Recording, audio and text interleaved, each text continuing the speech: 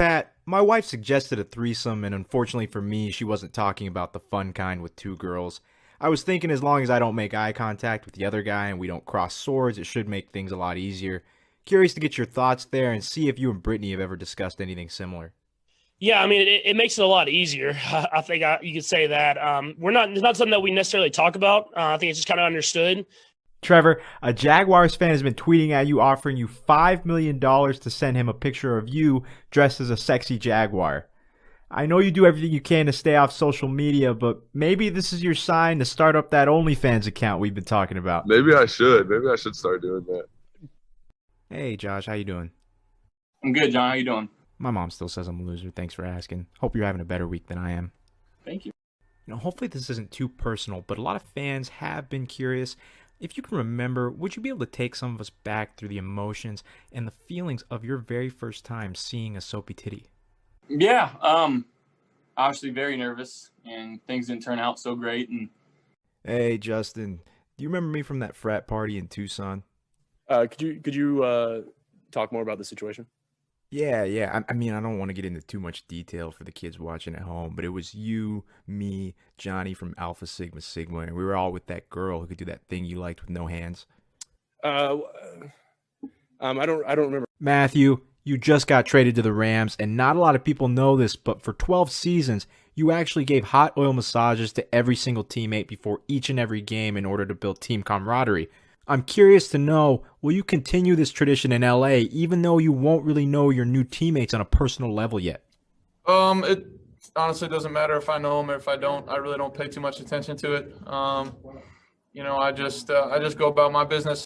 Hey, Philip. We all know condoms aren't ideal. Off the top of my head, I can think of about 3 reasons why nobody likes them. They smell funny, they don't feel good, and frankly, they're just not as fun. What factors play into your decision to not use condoms, even after having 17 kids? Those were all 3 that you mentioned, and very high on the list. Sam, what was that feeling like after the game when you realized the Jaguars have now clinched the #1 overall pick, and you may have potentially saved your own ass here to keep your job on the Jets? Yeah, I mean, it's an amazing feeling. It's amazing. Like I said, I just can't wait to go celebrate a little bit more with my teammates and coaches. Aaron, you've had a few days now to kind of digest this loss. I wanted to ask about Matt LaFleur's questionable call to kick the field goal instead of going for it on 4th down at the end of the game. Any comments on that call in particular or about missed opportunities in general? I think it was a bad call. I think there were a few opportunities, for some plays down the field for us that weren't called. Just surprised that call in that situation was made. Tom, I know you're going to smile when I ask this, but it's been a Super Bowl week tradition since your first Super Bowl in New England that you hit the strip club each morning and grab mimosas before media days. How early have you been getting into the clubs this week, and are you usually the first Buccaneer to make it in? Probably get in about 6:15 or so. So pretty early. I think some of them beat me in. Carson, you're getting a fresh start in Indianapolis, and there's already a few articles circulating about it.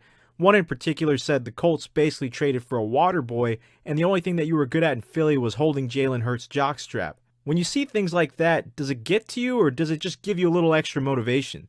Yeah, good question, Rube. You've seen me over the years. I usually don't get too caught up in a lot of that stuff.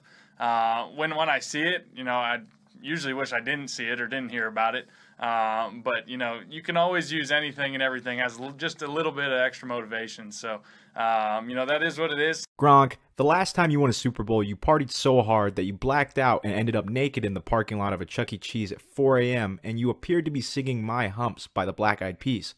I wanted to ask, what cocktail of substances led you to that moment? I really don't have the answer for that. I would say it could be a combination of many things.